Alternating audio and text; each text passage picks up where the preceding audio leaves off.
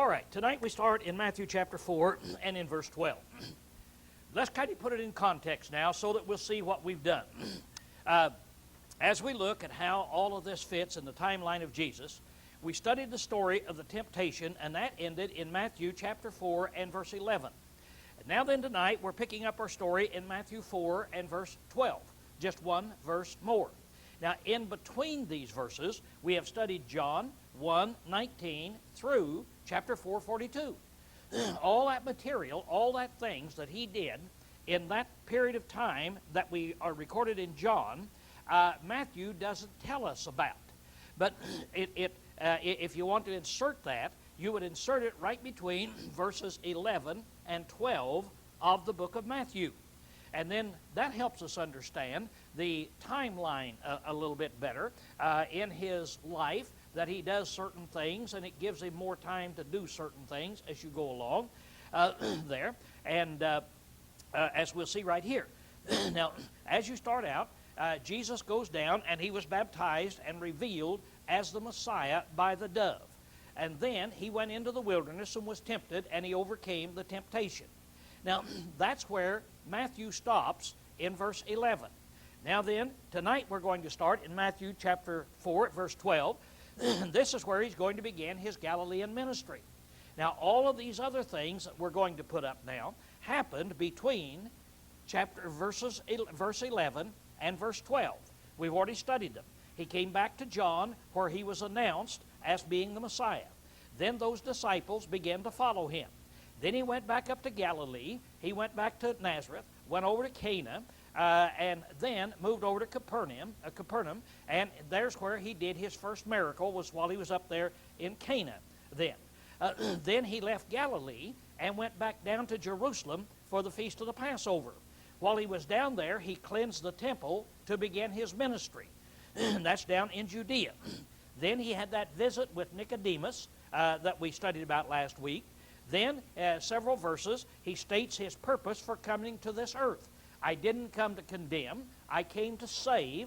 I came as a light in the darkness, and to give you guidance so that you can see where you're going. And the people who love their evil deeds, their evil doings, they want to do it in the dark, and they don't want the light shined on their deeds. And so they'll hate me then, he said. But it's the people that really want to know the truth. Then I came to shine light upon this, and you'll be able to see it then. Then we studied about the disciples of John and Jesus. John's disciples went back. They were jealous because Jesus was baptizing so many people. That's where John said, he must increase, but I must decrease. And then he heads back up to Galilee, and he met the Samaritan woman at the well, and then we had a chapter on her.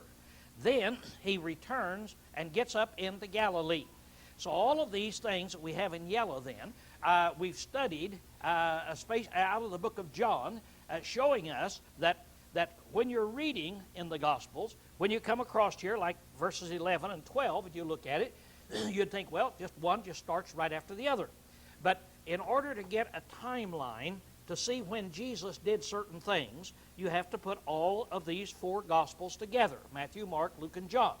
Now, I'm not going to do this all the way through, because if I did it all the way through, it would mean that this class then would be studying Matthew, Mark, Luke, and John. In other words, we'd be studying 4 books. I'll be going over to these other books quite frequently and pulling something out in there that's very important. But what I've done to start with is to try to put some chronology into his life. He didn't just come, was baptized, and went up and was tempted, then came back and started preaching up around Galilee. It took a little time for him to do that. Later on, I hope we get to it tonight, he's going to be choosing his apostles. Now, it's going to be saying, he's walking along the Sea of Galilee there, which is really a lake, and he says, come and follow me. They leave their boats and follow him. Would you do that to somebody? If you were working tomorrow, somebody walks down the road and sees where you are and said, come and follow me. Would you just lay down your business and go follow him? Well, they did. Why would they do such a thing? It's crazy. See, it's crazy. they had to see something so that they had this great respect and they were ready to do it. See? And so it's necessary for us to put some chronology in there, see how some time lapses for us to understand certain things like that. Because that's a question that comes up. Why would anybody just follow him? He just comes along and he says this, and they just close up shop and start following him in there. Well, there's a reason, and we'll see all of this. Now, he left Judea, Jerusalem, and he came back up to Nazareth. And that's where we start now tonight in chapter 4 of verse 12. We go back up now. We're going to Matthew, out of John, going to Matthew to look at his Galilean ministry. Now, keep in mind that I told you what are the synoptics, Matthew, Mark, and Luke. And they tell about the life of Christ in what area? Up in Galilee. And John tells about his life down in Judea.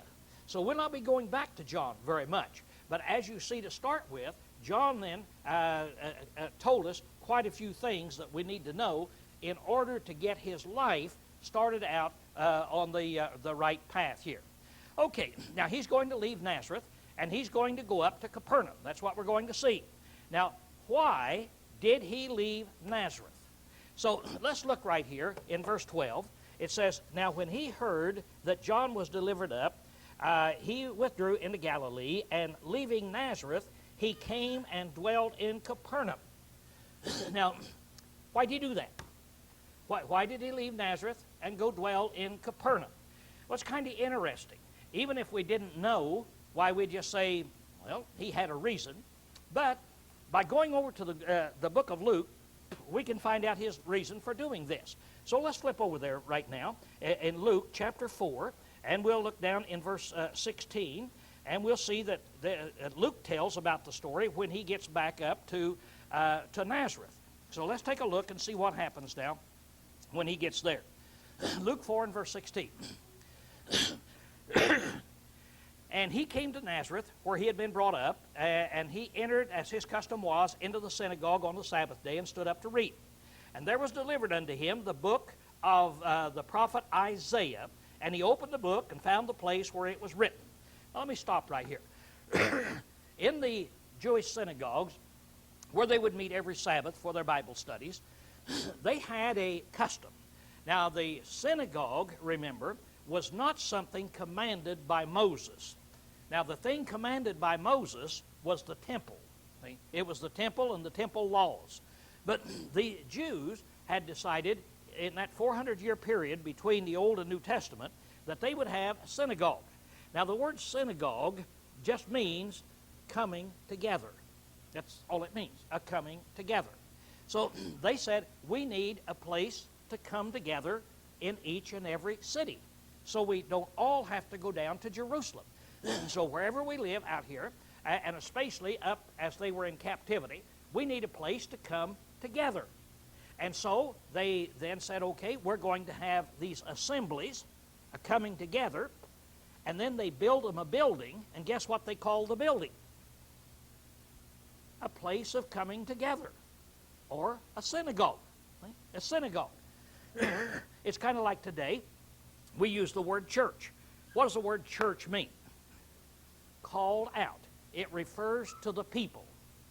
But what do people say about a building when they drive by?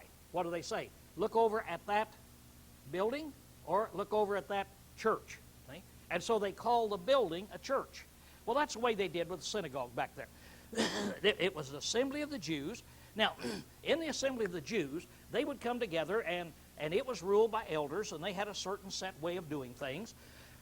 They always had a reading from the Old Testament, and they had people who were members of that synagogue, and they were assigned to read on certain Sabbaths as you would go around. And you didn't get to stand up and read very often because there was a lot of people there. It's just like if every male here got up and read a scripture every Sunday, you wouldn't have an opportunity very often to get up and read. All right, this happened to be the time for Jesus. It wasn't just haphazard, but this was Jesus' day to do the reading. Just like we have people that, okay, it's your turn to lead singing this Sunday. Okay, now he's going to read. So he goes in there, and he takes the book and he opens it up. Now, in these synagogues, they would have over here in a corner a cabinet that was built. And in the cabinet, they would have boxes. They would have 39 boxes in there. And in that, they would have these scrolls would fit in each box. And so they had the 39 books of the Old Testament, and they would be in there. So Jesus gets up, whoever's going to read, and then he'd turn over to the man in charge of this, and he'd say, bring me Isaiah. The man would go get Isaiah, go get the book, bring to him. He would take it, he would unroll it, because it was in about a 20-foot roll. He would unroll it, unroll one side, roll the other side up, until he got to the place where he wanted to read. And then he would read. When he got through reading, he then would close the book, give it back to the man. The man would take it back, put it in the slot, close the doors, and lock the doors, right? and keep the book there. So it was a very formal thing, and that's how they got their Bible reading. All right, now it's Jesus' time this week to read, and listen to what he does. Now, to put it in perspective, he's been preaching now for a few months. But where has he been? Down in Judea. Now he's come home. So keep in mind, this is the first time he's come home. The local boy has come back home. And so it's his time to read. So he said, bring me the book of Isaiah. He stands up. He started reading. The Spirit of the Lord is upon me, because he anointed me to preach good tidings to the poor. He has sent me to proclaim and release the captives, and recovering of sight to the blind, to set at liberty them that are bruised, to proclaim the acceptable year of the Lord. He closed the book, gave it back. They go put it back. Now then, he's getting ready to make a comment about this. He's getting ready to explain this. He's getting ready to tell them something about this, as a teacher would do. And listen at the shocking thing that he said. He gave the book back to the attendant, sat down, and the eyes of all the synagogue were fastened on him. And he began to say unto them, today this scripture has been fulfilled in your ears. Now, think what that means. Let's go back and read it again. What did it say? The Spirit of the Lord is upon me. Now, if I were reading it or you were reading it, we would read it. This is what Isaiah said, and we wouldn't know what it's talking about. But now when Jesus reads this, and they would just read it and be fine. But then when he said, today you have heard this scripture fulfilled in your ears. What does that mean? I am the one who's fulfilled it. I am here to tell you I am the fulfillment of that prophecy. And what is the fulfillment of that prophecy that I am fulfilling? A man 30 years of age says, the Spirit of the Lord is upon me, because he anointed me to preach good tidings to the poor. He hath sent me to proclaim release to the captives, and recovering the sight of the blind, to set at liberty them that are bruised, to proclaim the acceptable year of the Lord. And you have heard that fulfilled today in your ears. Which is another way of saying, when I read that, you heard the Messiah read it. Do you see that point he's saying? Now, would this be a shock to those people? Oh, man. Is he a local boy? Do they all know him? Yeah, they all know him.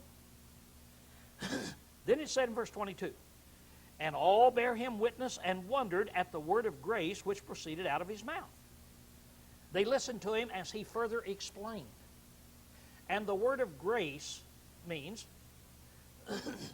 suppose you came and you heard me preach Sunday and you go away, and somebody say, you know, I was just amazed at Lowell's words of wrath today. We'd understand what that means, don't we? They heard his words of grace. They heard his words of favor, sweetness, kindness, gentleness. They heard his words of grace there, and then they were amazed because they've read this prophecy from Isaiah. They've known it all their life, and they've known that this is a prophecy about the Messiah. There's never been any doubt about that among the Jewish nation. They know this is a prophecy of the Messiah. And here is this 30-year-old local boy who's been gone for a couple of months, and he comes back home and gets up and proclaims, I am the one that is the fulfillment of this. In other words, he's announcing, I am the Messiah. And then he went ahead and talked. They went out and they said, my, what teaching, what great teaching. Words of grace. But there's a problem. There's a problem with him. And what's the problem? Is not this Joseph's son? See, Joseph, he's the carpenter that's sitting back here. We've known him all of our lives in here. Is not this Joseph's son? And he said unto them, then when they started looking and thinking, who does he think he is? Isn't this, don't we know who he is? Isn't he this is Joseph's son? He knew what they were thinking, so he answered. He said unto them, doubtless you will say unto me this parable, Physician, heal thyself. Whatsoever we have heard done in Capernaum, do also here in thine own country.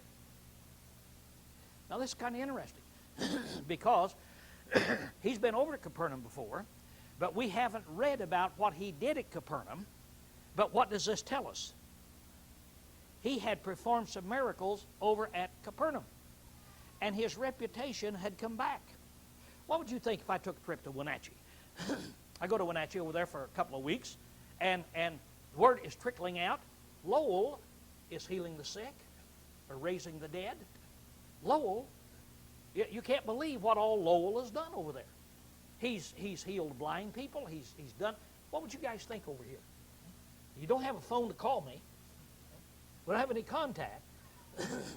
And so when I come back, this is what Jesus is saying when he came back. He said, now, I know what you'll say. You'll say, physician, heal yourself. In other words, you know how to take care of other people. Let's see you take care of yourself now the proper way. Do the works here that we've heard you do over at Capernaum. Now, wouldn't you ask me to do the same thing if I'd been over Wenatchee and I came back? And especially if I came back and announced, look, friend, I want you to know you're looking at the greatest man that ever lived. I'm not modest about it. I'm just telling you because it's a fact. Would you want to slap me around a little bit? Would you want me to prove it? You see? And so you'd say, Lowell, why don't you do the stuff we've been hearing about over in Wenatchee? You see? And so that's what they're doing. What I'm trying to do tonight is make this a real life situation. So oftentimes we read the Bible, we read we get through and hang it up. Oh, wasn't that a neat story? Yeah, it sure was. What did it say? I don't remember exactly what it said, but you see, I want to make it a real life thing. He was a real live man. He came back to a real synagogue. All these people knew him. He was a local boy, and they had heard about him. He had made a proclamation about being the Messiah, which is the greatest thing that could ever possibly happen on the face of this earth. And he said, I am he. He's just a young fellow. He's 30 years of age. And you can imagine what the talk would be. They would be saying, who does he think he is? And don't we know who he is? Go ahead and do these works that's over there. They would do to him just like you would do to me if I were able to do something like that. So he says, when they ask him, do those miracles. Do those miracles. We want you to do miracles and prove it to us. He said, verily I say unto you, no prophet is acceptable in his own country. And he said, I'm going to tell all of you this. And this would be like me. I came back and I said, you're looking at the greatest man who ever lived. And you're saying, well, Lowell, you've got to prove this. You've got to, Lowell, you've got to. And my answer is, look, no prophet is acceptable in his own country. I don't expect you people to accept me. You know me. You've known me all your life. And you're not going to accept me for who I really am. You're not able to see my greatness because you've known me so long. You think I'm just one of the guys. And so familiarity, we have an old proverb, what is it? Familiarity breeds contempt. Right? And so if I want to pass myself off as the greatest man that ever lived, you know the one place I wouldn't go? Is here. See? This is one place. I'd go to Florida. I'd fly the farthest I could get out of there and make my proclamation where nobody knows me. Because I know here how far it would fly, see? So this is what he's saying. He's saying a prophet is never accepted in his own country. Then he goes ahead and he gives them some illustrations. I'm not going to give you a miracle, is really what he's saying. Your heart is not right. And then he's going to show them that other people, God didn't send people, miracle workers, prophets, to do miracles to everybody. He said, of a truth I say unto you, there were many widows in Israel in the days of Elijah, when the heaven was shut up 3 years and 6 months, when there came a great famine over all the land. Unto none of them was Elijah sent, but only to this one widow. Does that prove that Elijah was not a prophet? Nope. And yet Elijah was sent only to one widow. Now, I went over to Capernaum, next door, city over there, and I did all of these miracles. And you're saying, you have to come back here and do them here. No, not to prove my point, I don't. Maybe to satisfy your curiosity. You see, I would. And so he now starts in to give them some illustrations like this. When God sent out prophets, he didn't send them to do miracles to everybody. He sent them to do miracles on certain occasions, and he expected the people to accept those miracles that were done. So what he's actually saying is, I'm not going to do that right now. Now, it said, and he came down to Capernaum, here a city. Well, let's see here. I think I quit too soon right here or something. No, I didn't here. Where in the world am I looking at right here now? That yeah, okay, yeah. Nope. I looked at the place here where they's taking him out to throw him over the cliff. 29. Oh, okay, yeah. I was looking straight at it and couldn't see it. That's my only mistake. When I say I'm the greatest man that ever lived, I'm just checking on you, see if you caught me. Okay. Now, as we look at it here in 29, and they rose up. They were really mad at him now. They rose up and led him out of the city and led him to the brow of a hill, whereupon their city was built, that they might throw him down headlong. Are they mad at him? They're going to kill him. But he passed through the midst of them and went his way. Now, it's kind of interesting. When we were over there, we got to go to this hill. I'll show you here, somewhere here, what the thing looks like. First of all, by the way, this is a synagogue. It's a synagogue over at Capernaum, but it gives you an idea of what a synagogue would look like. It's a building about like that, the auditorium about like our auditorium right here, and you can see it was a very fancy situation there. There's a Jewish lady that I met while I was over there, and the people on the tape, well, that's my wife. But I was over there, and there's a setting there, and there's our Jewish guide, and he was preaching to us about Jesus in the synagogue. And he wasn't telling us just exactly the way it is, but as you can see right in there, you can recognize your illustrious leader right there, Steve Grimes, I think, and then that guy that's sitting back there asleep is obviously Rod Hilden. That's there. But anyway, we're sitting in the synagogue in there listening to him. Now, here's the hill. You go up to Nazareth, and you walk out, and as you're walking out, you can see that there's a hill that's down there. When you look at the hill, there's a picture of it. Walk down and see to take a side of it that you're looking, and gives you an idea of the steepness of the hill where they were going to try to throw him down off of that thing. If they pick him up and throw him head first, he could get hurt, couldn't he? You see, with what you see in there. So it's a real steep hill, and there is a real steep place that is right there where they could pick him up and throw him off. And this is one of those things that when you go over, you know where you're standing. See, I don't know the exact place where they took Jesus to try to throw him. This thing is 100 yards long. I don't know whether it's over here or over here. But you're standing here, and you know this is where it is. Well, there's Nazareth. There's the brow of the hill. It's the only one that's there. That's where it is. And what a thrill to see where he actually walked, where the crowds were, where they tried to do something. And then, how did he get out of there? Well, it had to be a miracle. With all of these people, he just went out through them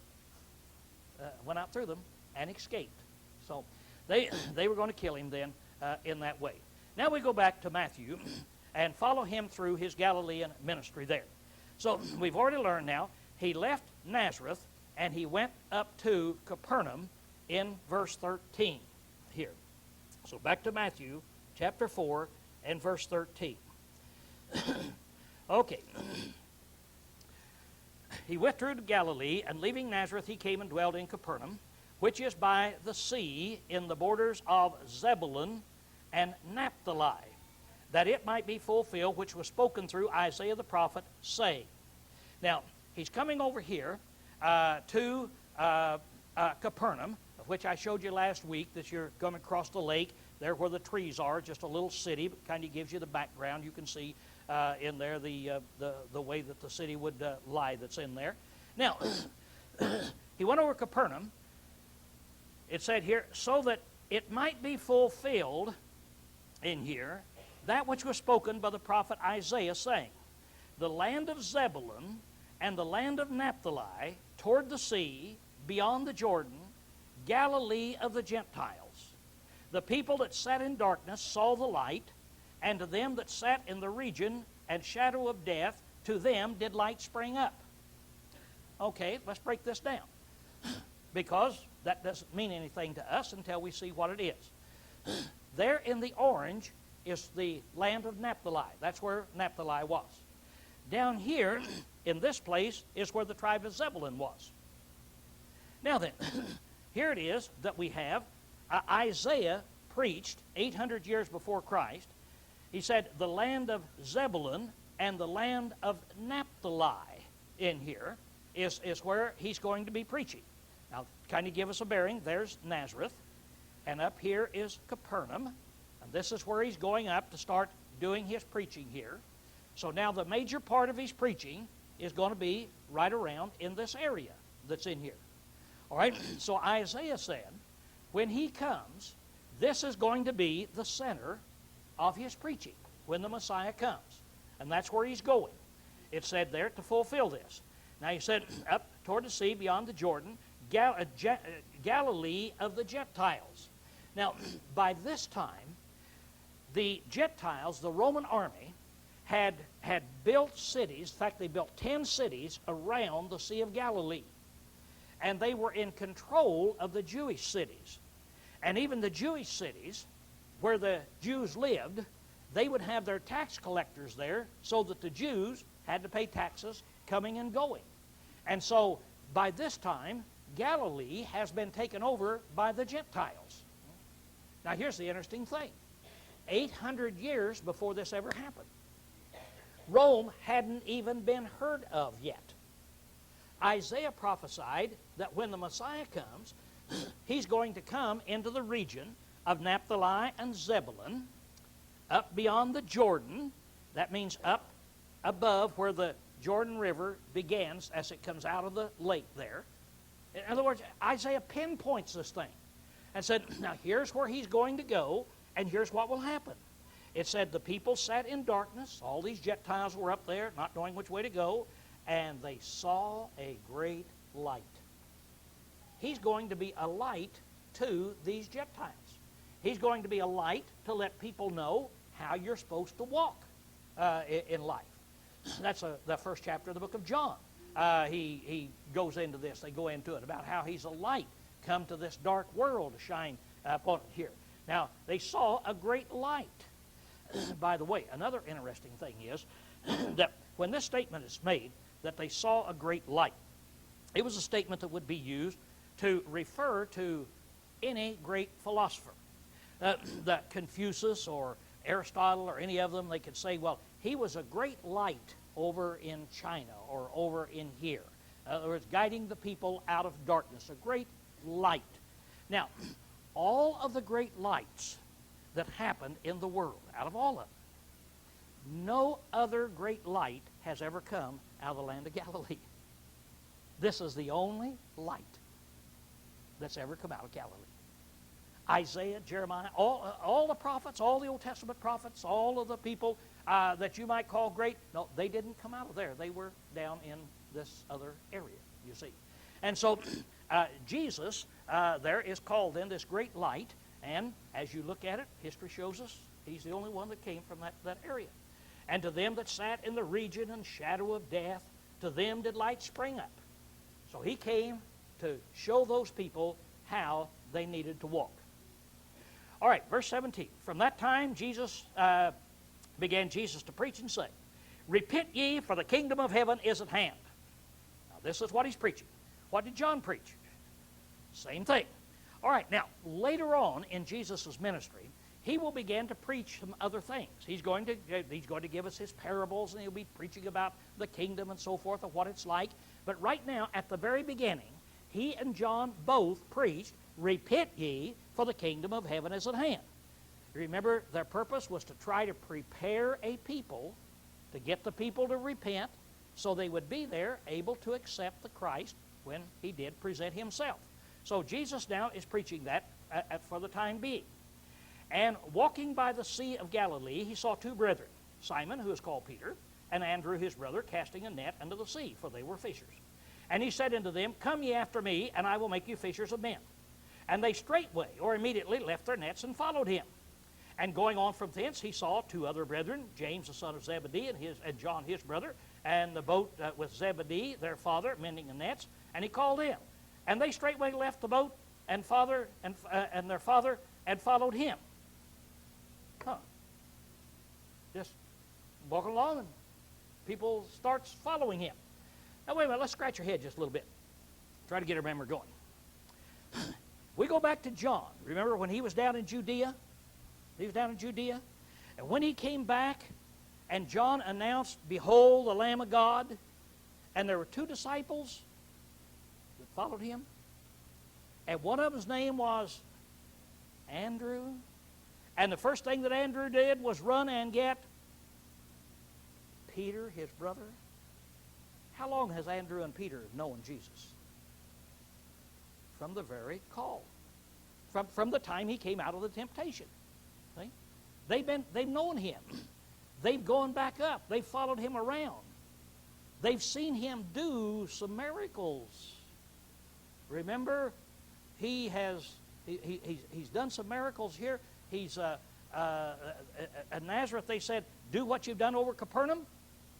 Well, Andrew and Peter, they're familiar with these things.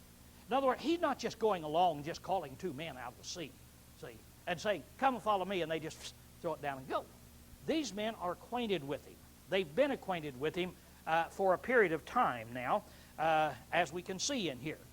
Okay, now then it says, and Jesus went about in Galilee, teaching in their synagogues and preaching the gospel of the kingdom, and healing all manner of disease and all manner of sickness among the people. And the report of him went forth into all Syria, and they brought unto him all that were sick, holden of divers diseases and torments, and possessed with demons, and epileptic, and palsy, and he healed them. And there followed him a great multitude. Now, let's back up. Here it is. We now have him starting to pick up some disciples here, and he's going around, and how many miracles is he performing? How many does it sound like to you as you read that? Just a lot of them. Now, keep in mind, the Bible is not going to tell us all the miracles that Jesus performed. John tells us that. He said, many other things did he do that are not written in this book. But these are written that you might believe. So they said, we're just picking out enough so that you can believe them. And so here he's going around now performing all kind of miracles. And his reputation even goes up into Syria. And there I put Syria over in there. Now then, it's clear outside of the land of Palestine. It's clear outside of Galilee. His reputation has gone up into that area. And the Syrians, the Gentiles, these heathens, they've even brought their sick, and he healed their sick. What an impact he's having. And it's still early in his ministry. We haven't gone back to Jerusalem. You remember the timeline? How do we know it's 3 years? We measure it by the Passovers. As he first started, a couple of months after he started, we had the first Passover. Now he's come back up, and we haven't had the second Passover yet. So we're in the first year of his ministry in here. And what an impact he's having just to start with. He's starting out like a loaded bomb in telling these people this. So now then there was a great multitude from Galilee and Decapolis. So now down here is Decapolis, where the red is. Decapolis, Deca means 10, and polis means cities. Anybody know what Decapolis means? So the Gentiles, the Romans, they had come in and they built 10 cities around there. And so that area then was called the area of 10 cities, or the Decapolis. That's where the Romans had theirs. That's where the heathens lived. That's where the Gentiles lived, was over in that area. I think last week, didn't I tell you that when Jesus would travel, he always traveled over on the west side. That's where a Jew would travel, on the west side of the lake. This over here is all Gentile country.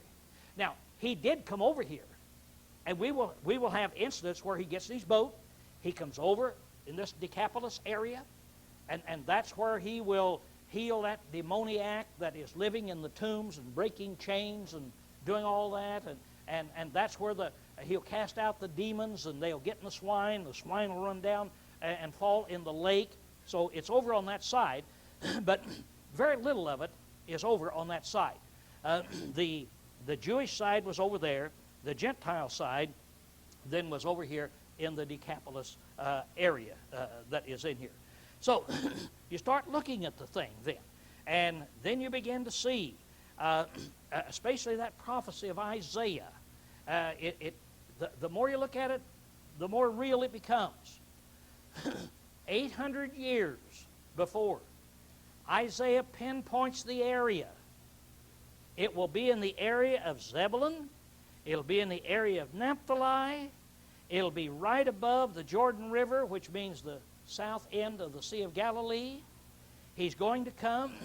It's going to be in an area that will be ruled by the Gentiles. Rome hadn't been heard of. How did Isaiah know all of that stuff? How did he know all of that stuff?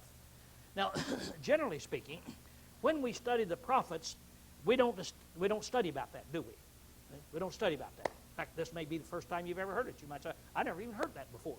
That's a very normal thing for us not to hear before in there. Talk about learning things. On that trip I took over there, the lights are just going on all the time. Finally I learned so much that it blew my mind, and I forgot it all. and it couldn't. And I'll never forget when I learned about this. And then, of course, you come back, and then you start looking at it, and you put it in there. And that Jewish guide was up there, and he knew his Old Testament. And so he was telling us, he said, now, we're standing up here, and we were standing over around where Nazareth is, right over there on that cliff. And so he said, now here is where then Isaiah said this, over here. So he looked, he said, now you see this over here? There's the land of Naphtali, from there to there. Now here's the land of Zebulun. Everything over there is pretty small.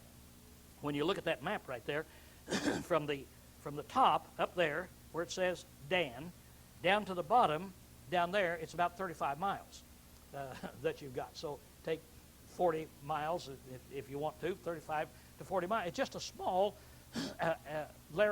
area of land.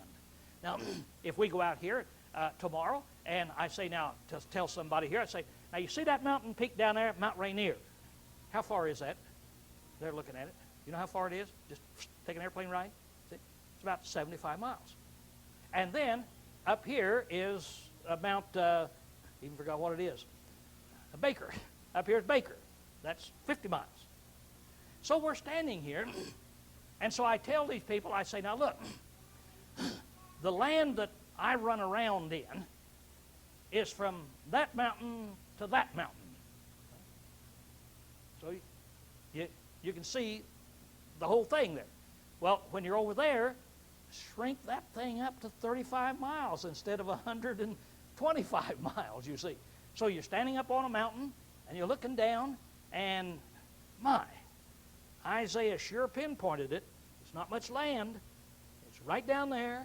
He said, there's where it'll be, and the Gentiles will be ruling it.